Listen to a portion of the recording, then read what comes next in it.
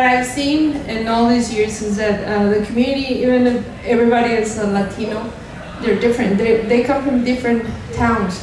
If you go to Grand Island, you find a lot of people from Guatemala and El Salvador. If you go to Sioux City, Iowa, you find a lot of people from Mexico, and they're from a certain town, San Julián, Jalisco. And it's the same in each town. So I guess what you need to know, it's who are you sending that message. You need to know your target group. And then based on that, how are you gonna create that message? So I guess the main point, the first thing to do is to know the community, get a hold of, the chamber, get a hold of the mayor if you can, and start knowing all the groups, all the organizations, the churches, and then based on that, create your message. I think that's the first step.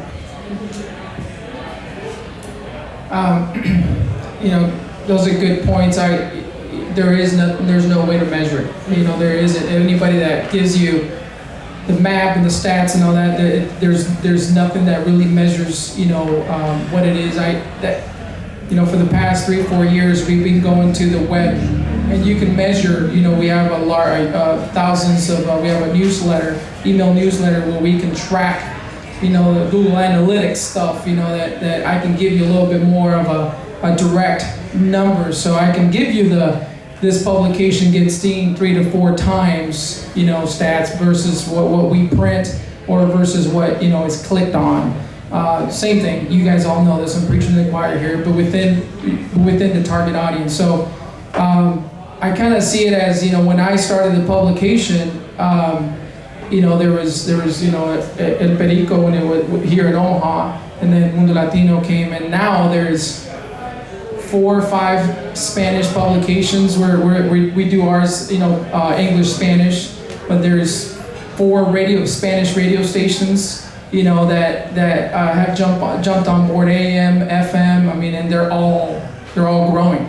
So, I think like Lobo, there's a new FM radio station with iHeart that is growing, so that you can kind of, I guess, the numbers are there, the businesses are there, the English-speaking communities are trying to get, primarily on the Hispanic is, I see it as the labor force is a big portion, as well, of course, as the Hispanic dollar.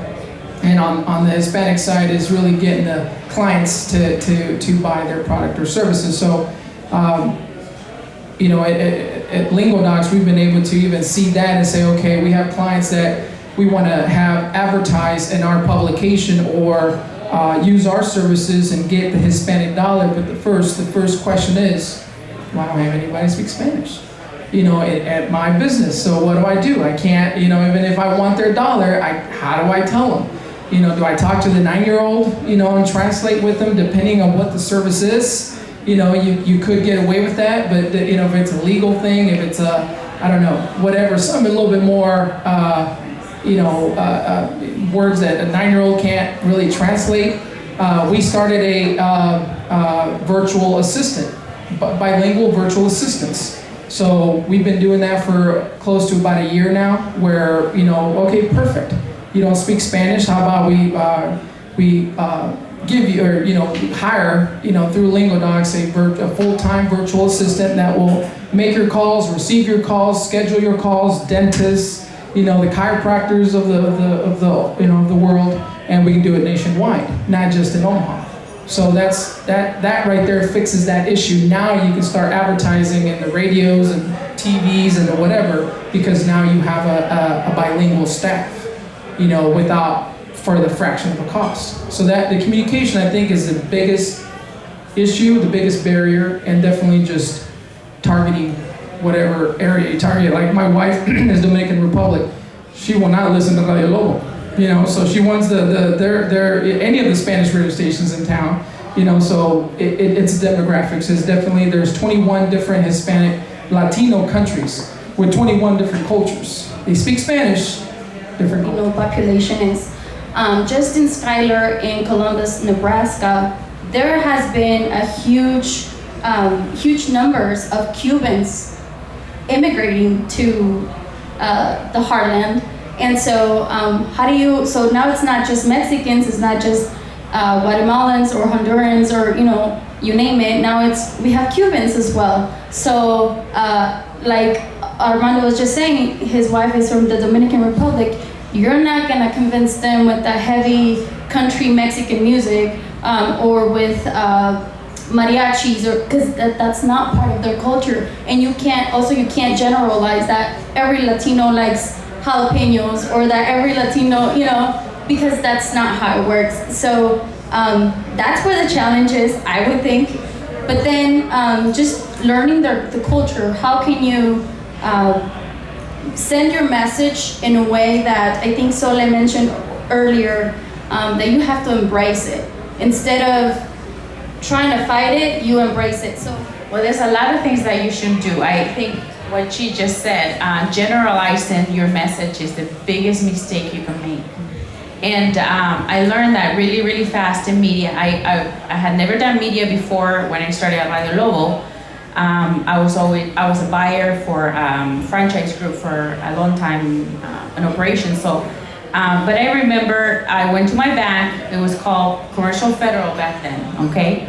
And this big bank had agencies to do all their marketing, and their marketing was in English, and they also did Spanish. Well, they had, and I'm sure they still do it, maybe at different banks, I think it's First National, where they have all the games. They have a little calendar that you can take for free, and they have all the games for baseball season or the Huskers, And this time they had for baseball season, and they had it in Spanish, and then they had it in English.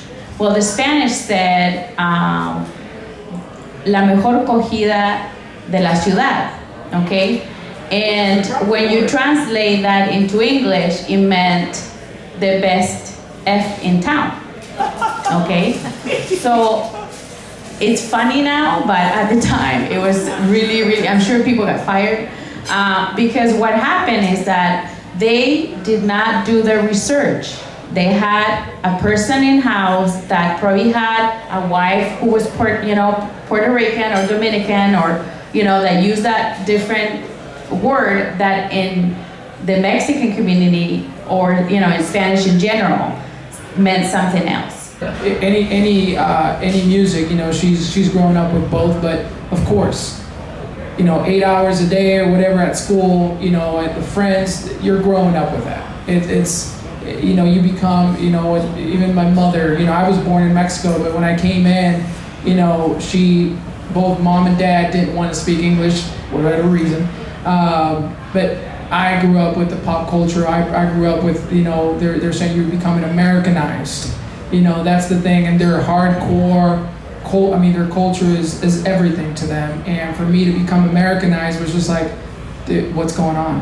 That's not what we're teaching you. But the outside sometimes is a little bit more dominant. So definitely, yes. You would see that. There's pop culture in Spanish. Who you got the hat and boots and everything, and a 16-year-old would actually be listening and dancing to that, and also listening to Drake on the other end. It's kind of funny. On the weekends, on a Saturday, they'll have their hat and a boot, but then Monday through Friday they'll be listening to Drake and all these other songs. So it's a nice mixture of both. Obviously, it has to be a catchy ad in order to work. And if you have something free to try it at first, or a great discount. But Cubans, I don't know, they don't work at all well with our paper. And we actually talk to our customers when they think about printing a coupon. We told them, what, I'm gonna tell you, Latinos don't cut the piece of paper. They don't go to the store. They don't do that. I guess I can only say what I used to hear my mom do, right? So she would say, nah, it takes too much time. If I'm just gonna go and save, 20 cents or whatever, I'm just gonna buy it. I'm not gonna sit there and spend more time trying to save 20 cents than, I guess her time was more valuable to her. But just culturally, I think we were just saying we're too prideful for that maybe. We might need it. but it's I don't know. It's a sense of pride. I can pay full price for it. I don't need, you know, a discount, something like that. You know, one thing that I've noticed, being a Latina myself, right? I you know, didn't really speak a lot of Spanish until I started working at Radio Lobo. I worked for an American company. All my friends were American. I don't have any family here, so I spoke only English until I started working at Radio Lobo. Not that I forgot it, but you know, I didn't really speak it. So I was really immersed into the American culture, and I learned the coupon thing. I like the coupon thing. I use it. But I've noticed the same thing. When it comes to Latinos and marketing to Latinos, we don't use coupons. I think because, you know, I go back to the same examples that I tell you. If you're in Mexico and you know, you don't know Spanish, you're gonna be really more inclined to, you know, talk to American people and feel comfortable. So it's a comfort level. We wanna be included, we wanna belong, we wanna be invited to your business. We wanna feel good about being part of it. And that's why it's so critical. If you have a business and you're targeting the Latino community, you may tell, you know, your employees, I'm gonna be advertising to, you know, in the Spanish radio station.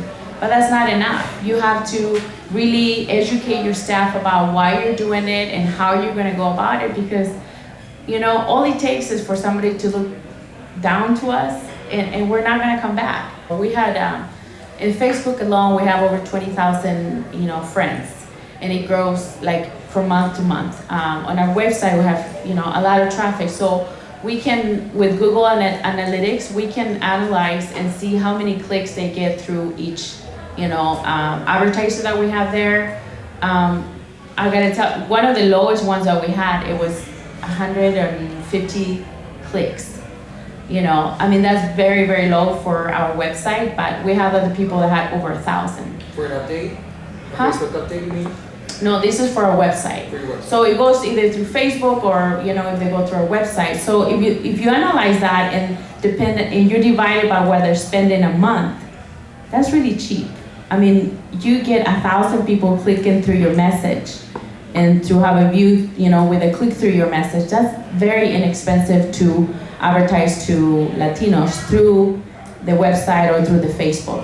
So, you know, there's a lot of ways that can be measured on like Carrie was saying, you know, maybe not through Nielsen, but, you know, if things are going to be changing, but you can do a lot of stuff and get numbers through Google Analytics and really get feedback, and it can be done. Well, in our case, it's just travel industry, but we've seen through a database that depending on the age frame or average, because there's a different generation that wouldn't click right away to it, but they would actually open a different site because they are aware that it's going to be a cookie tracking them.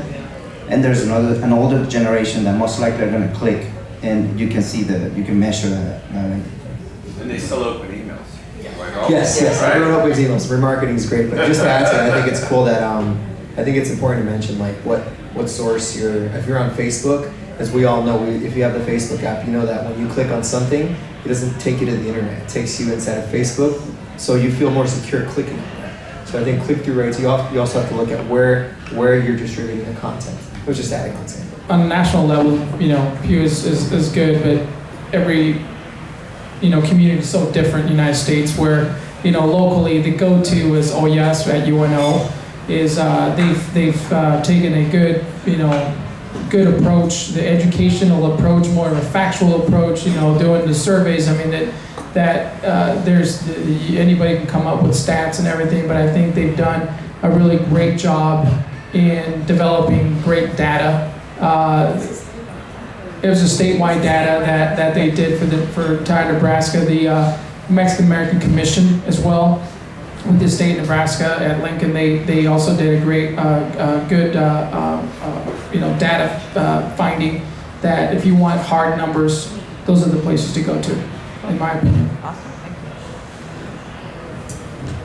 you. I just have one thing to add to that. Depending on the business that you have and the research that you're looking for, if you're looking to advertise to Latinos just to come to your business and purchase something, I would say, like Carrie said, there aren't any diaries in Spanish here. I worked at Lobo for 14 years, and I've never sold based on diaries or data. What does that tell you? I sell on results. So don't get hung up on all this data, because it can be very overwhelming. It can be very local, too much. So, tie yourself with somebody that can give you some information, gather information, and based on the budget and, whatever you're trying to do, just, pick, the best plan for you and your business. So, there's a lot of, you can go online and find census data and all that stuff, but depending on what you're trying to do, I would say just go with results.